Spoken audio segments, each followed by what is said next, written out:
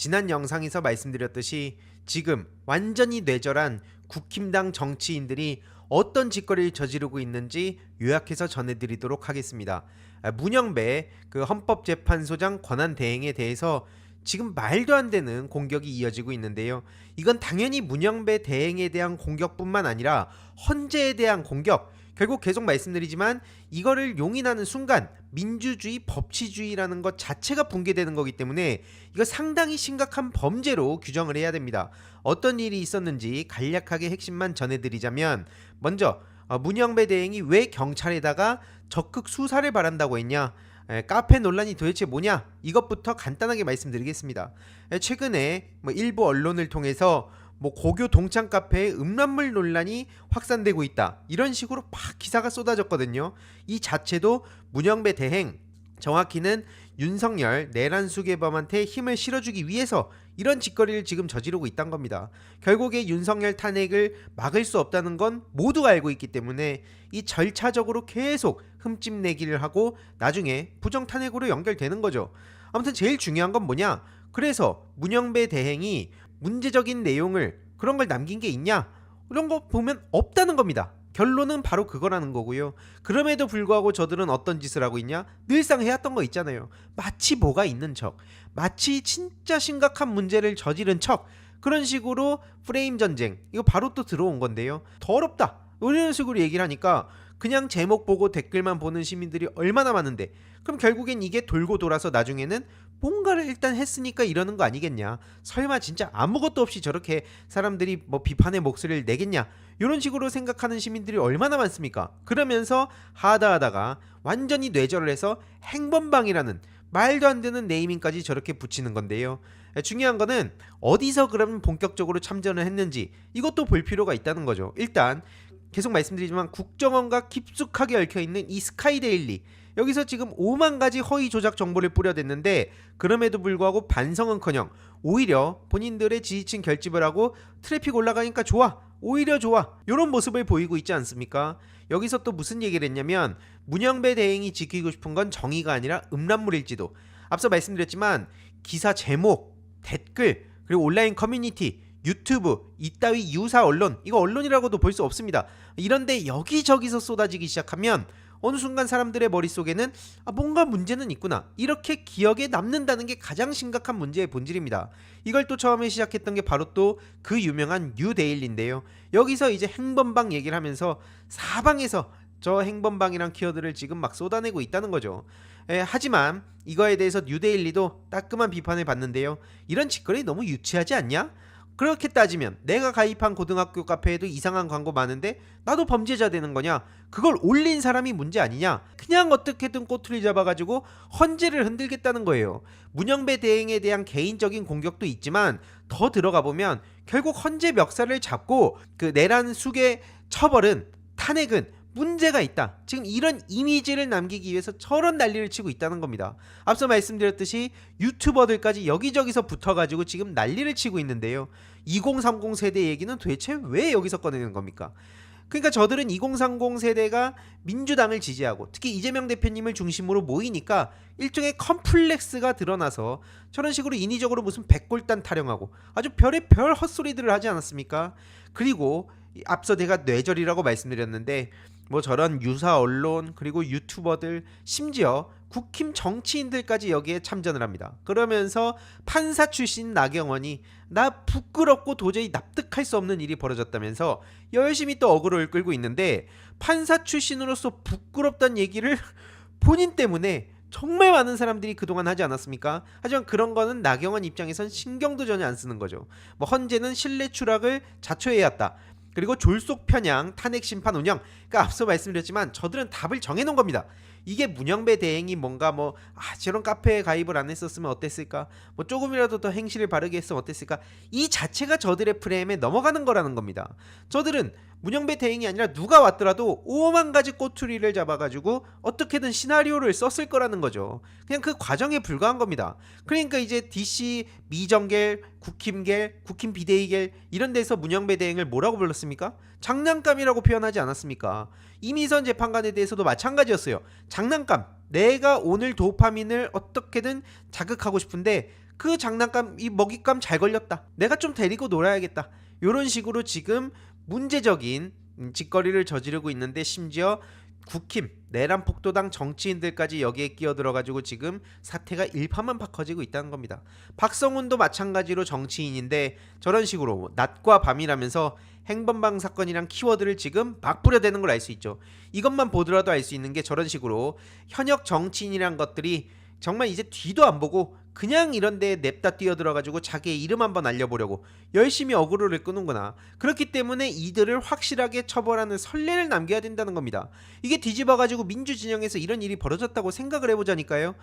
뭐 언론이라든지 유튜버라든지 민주당 정치인이라든지 심지어 대권을 운운하고 있는 그런 정치인들까지 여기에 끼어들어가지고 만약에 이랬다면 어떤 일이 벌어졌겠습니까? 상상도 할 수 없는 거죠. 게다가 윤희숙 여의도 연구원장이라는 인간은 싱크탱크에서 하라는 일은 안 하고 저기에 또 참전해가지고 열심히 또 본인의 존재감을 드러내려 하고 있죠. 마찬가지로 무슨 젊은 사람들이 환멸을 느낄 거다 이따위 얘기를 막 하고 있는데 젊은 사람들이 환멸을 느끼는 이유가 뭡니까? 바로 당신같이 막 부친 땅 내로남불 비판을 받고서도 오히려 막 이준석 씨랑 같이 막 눈물 질질 짜면서 막 이거는 억울한 거다 책임질 일 없다 눈물쇼를 하고 이런 게 가장 역겹다는 겁니다. 이준석 씨는 그렇게 공정한 경쟁 타령을 해놓고 결국 윤희숙, 땅이숙 문제가 터졌을 때 어떤 입장 보였습니까? 저렇게 질질 짜면서 또 쇼를 했었던 거예요. 그런 인간이 지금 와가지고 무슨 젊은 층들 얘기라고 뭐 환멸 느낀다는 얘기하면 심지어 앞서 말씀드렸지만 문영배 대행이 여기에 글을 남긴 것도 아닌데 무슨 말도 안 되는 소리를 하고 있냐니까요. 이러니까 앞서 말씀드렸듯이 문영배 대행은 더 이상 참을 수 없다. 그래서 수사에 착수를 했다고 보시면 되는 거고요. 문제는 여기서 또 끝나는 게 아니다는 겁니다.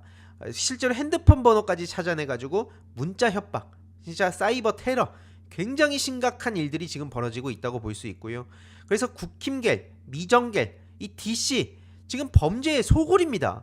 근데 DC 운영자는 이거에 대해서 아직까지도 모르쇠로 일관하고 할 수 있는 최소한의 조치만 하면서 나는 할 수 있는 거 다 했다 이런 식으로 그냥 얼렁뚱땅 넘어가려 하니까 이건 결코 우리가 용납해서 안 된다 계속 강조해서 말씀을 드리고요. 이건 카톡 테러, 헌법재판소에 대한 파괴를 시켜버리겠다는 겁니다. 이거는 당연히 민주주의 사회에서 용납할 수 없는 짓거리를 저지르고 있는 거고요.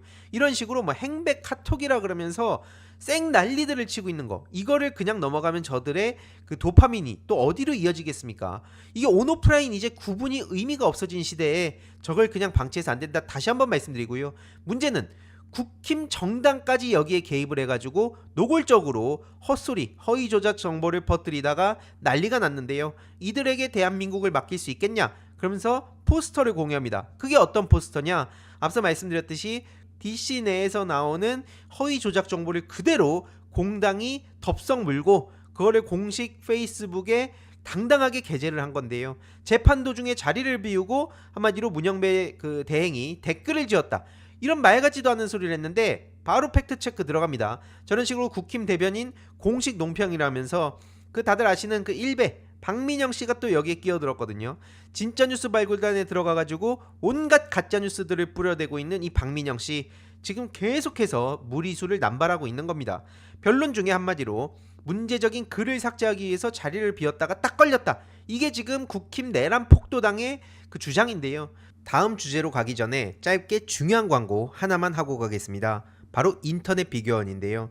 인터넷 신규 가입 시 최대 48만원, 인터넷 가입과 동시에 현재 쓰고 계신 휴대폰의 통신사만 변경해도 추가 최대 30만원, 정수기 렌탈 시 최대 30만원, 무려 총 108만원의 혜택을 3년마다 받으실 수 있습니다. 그래서 약정이 끝나셨다면 꼭 신청하시길 바라고요. 현금 사은품 혜택을 원하시지 않는 분들은 무려 55인치 삼성 TV로 선택을 하실 수도 있습니다. 1670-2521 상담 받으시거나 네이버에 인터넷 비교원 검색하시고 상담 신청하시길 바랍니다. 당연히 새빨간 거짓말입니다. 왜 거짓말이냐? 이런 식으로 뭐 미국 정치 갤러리에서는 마치 글 때문에 도망친 것처럼 저렇게 장난질을 치고 있지만 실제로는 밑에 사진이 팩트입니다. 맨 오른쪽에 원래 빈 자리인 거예요. 정확히는 이제 마은혁 후보 지금 국힘당과 최상목이 깽판을 쳐가지고 지금 임명이 안 되고 있는 상황 아닙니까? 그리고 댓글 관련해서도 지금 저들이 조작을 하고 있는데요. 한마디로 문영배 대행은 과거에 그것도 2009년입니다.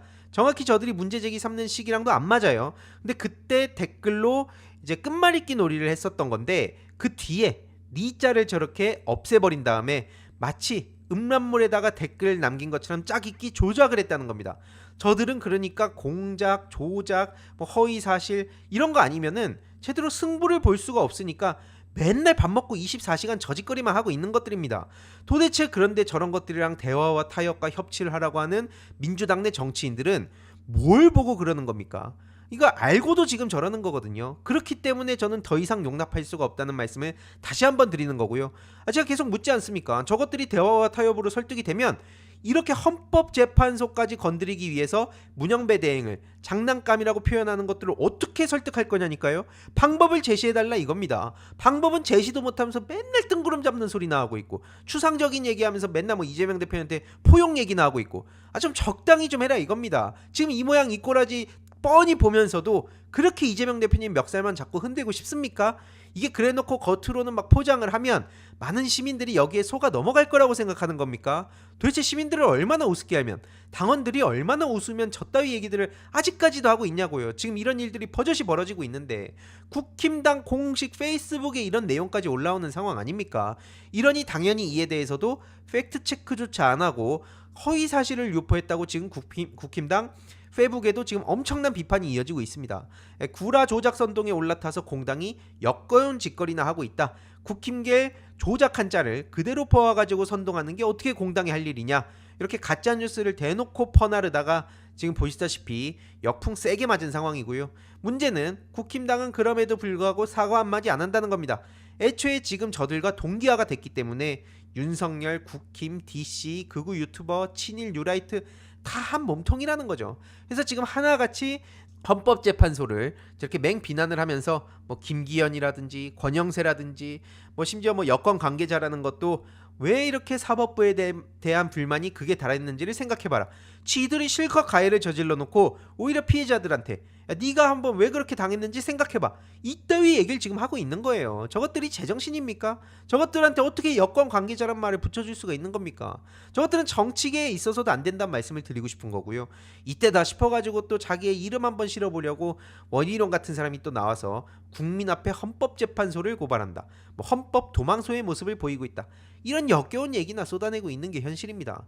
그동안 저런 것들이 무슨 유력 정치인 행세를 해왔으니 나라가 뭐 민생은 물론이고 경제 성장이라든지 뭐 지역 불균형 문제 해소라든지 양극화 해소라든지 이런 게 제대로 될 리가 있겠습니까? 그러니까 맨날 그래놓고 쟤네들이 무슨 보수 대 진보, 좌파 대 우파 이렇게 나누는 것 자체가 말도 안 된다는 거고요. 지금 그래서 간단하게 요약되지 않습니까? 저 윤석열 제명이나 탈당을 징계하지 않겠다. 한마디로 윤석열 그대로 냅두겠다. 국힘당하고 지금 한 몸통이 됐기 때문에 저것들은 당연히 내란 우두머리 윤석열을 품은 당, 내란당 이렇게 볼 수 있는 거고요. 이 내란 세력 대 호헌 세력, 헌법수호 세력 이렇게 나눠서 볼 수밖에 없다는 겁니다. 아무튼 이런 식으로 헌법재판소까지 무너뜨리려는 저 추악한 내란 세력들의 만행 짧게 간략하게 요약을 해봤고요. 이후로 어떻게 진행이 되는지 소식 계속해서 전해드리도록 하겠습니다. 이번 영상도 재미있게 보셨다면 구독과 멤버십 부탁드립니다. 특히 멤버십 희동이님들께 정말 감사드린다는 점 다시 한번 말씀드리고요. 주위에도 널리 공유 부탁드리겠습니다.